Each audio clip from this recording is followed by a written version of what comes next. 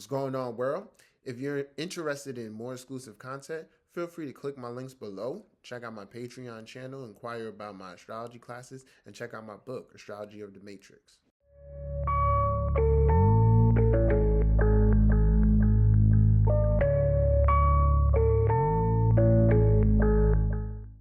What's going on, world? It's your boy Gemini Brown here, back with another episode of 𝐦𝐨𝐷𝐭 Knowledge. Today, we'll be taking a look at this week's forecast, seeing what the stars have in store for us. So, let's get into it. As always, shout out to all the Tauruses celebrating birthdays this week. Pay close attention to this energy as it'll be with you all year long.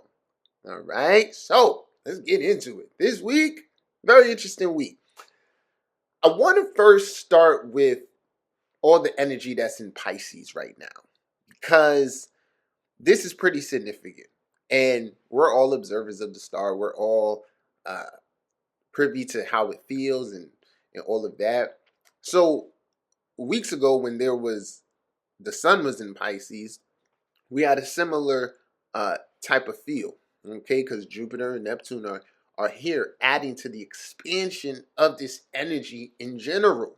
Then Mars and Venus were in Aquarius at that time, which is the 12th spot of that energy. So I feel like when the sun was in Pisces, that wave of Piscean energy felt a lot different than this one. But at the same time, it's an energy of extremes.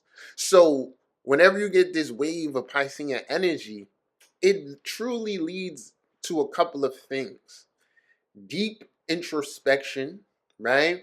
Because connected to the unconscious. So no matter where this Pisces energy is for you at this moment, there can be things deep, very deep within your unconscious related to that area of life that comes back into play.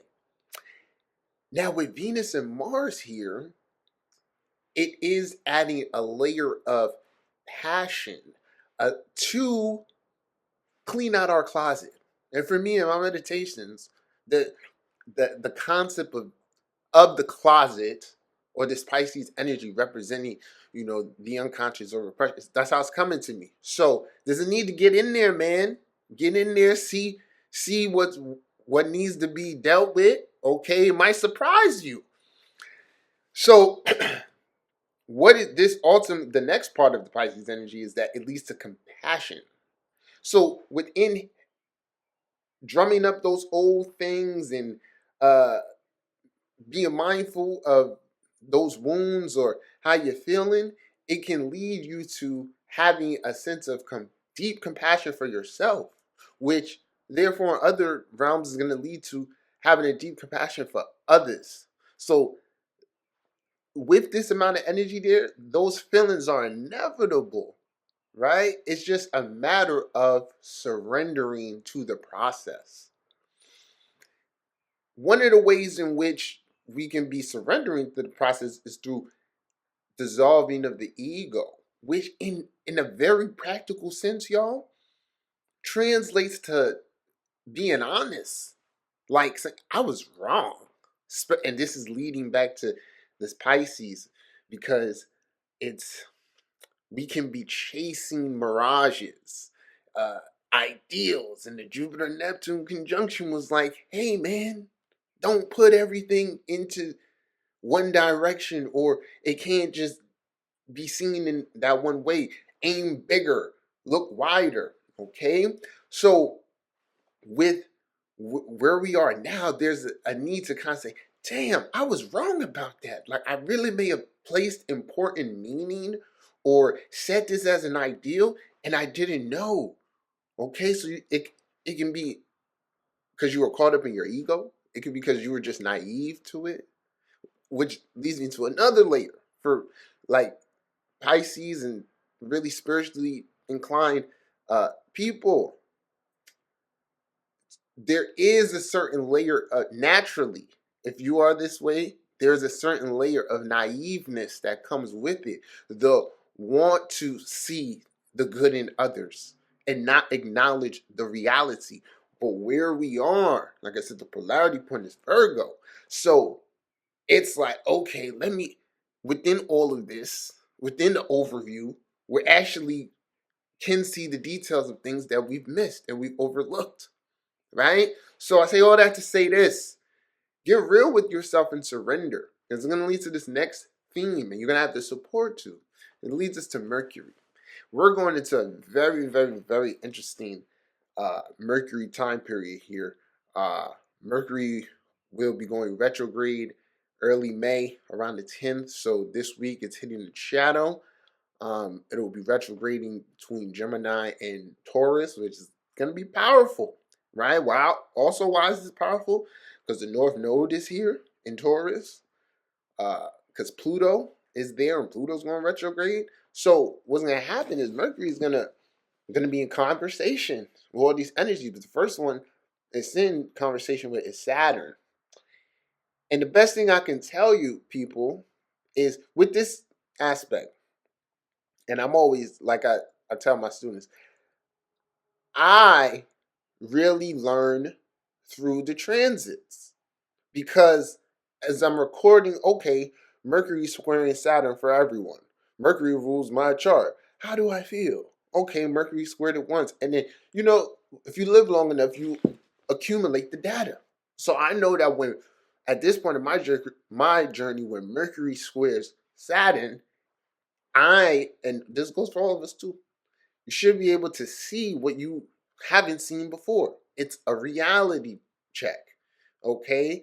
Now, because of the square, it can come across and like seeing it in a tough way, like being hard on yourself, right? So like, damn, things aren't going how I want them to go, and why is that? But it all leads back to realistic reasoning, right?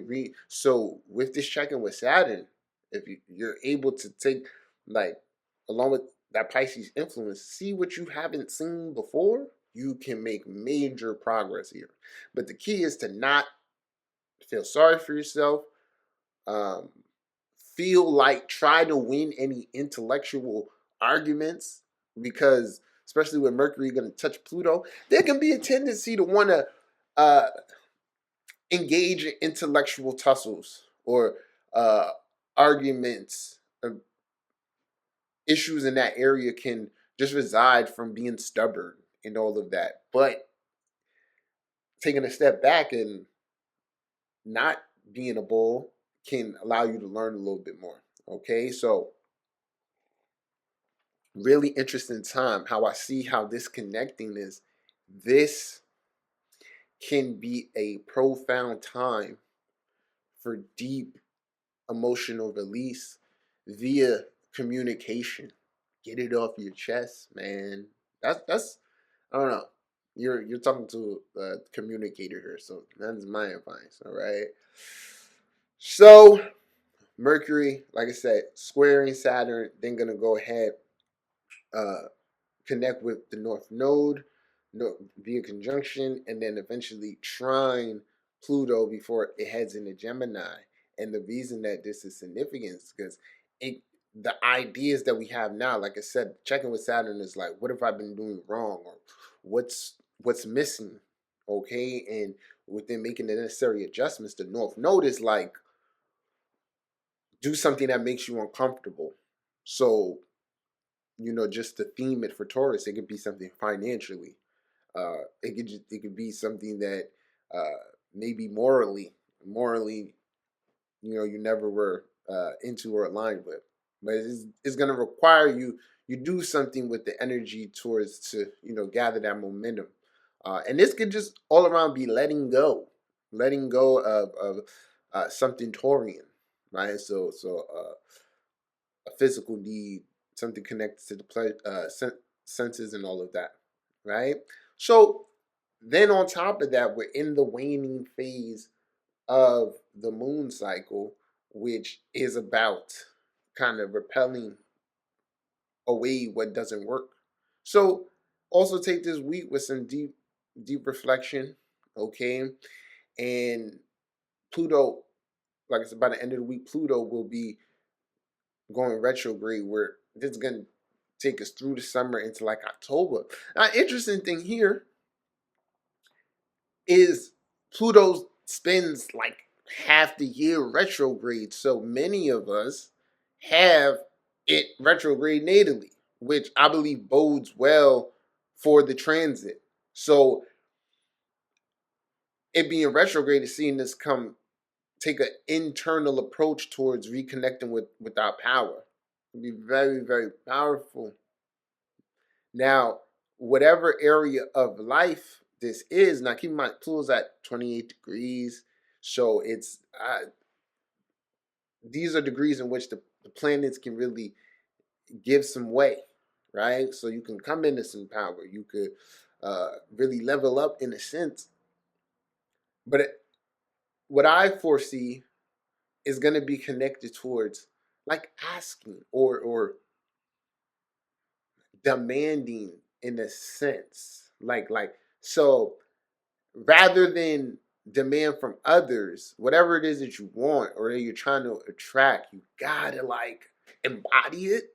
And it's really it's gonna start from within. So it's weird because at the same time I was like, oh, don't look outside. But because it's Capricorn, whatever's arising from within is going to motivate you to kind of materialize or seek some type of more external power or security or whatever. So you want to find a gauge there. But I'm excited about this week. I'm excited about the energy moving forward. I look forward to your feedback. So feel free to chime in. Let me know what's going on in your world. You know, I said in the beginning of the video, I got the Patreon where we got, other content going a little bit deeper and all of that. If you haven't checked out my book, Astrology of the Matrix, you can do so as well. If you need a reading, send me an email. Till next time, peace.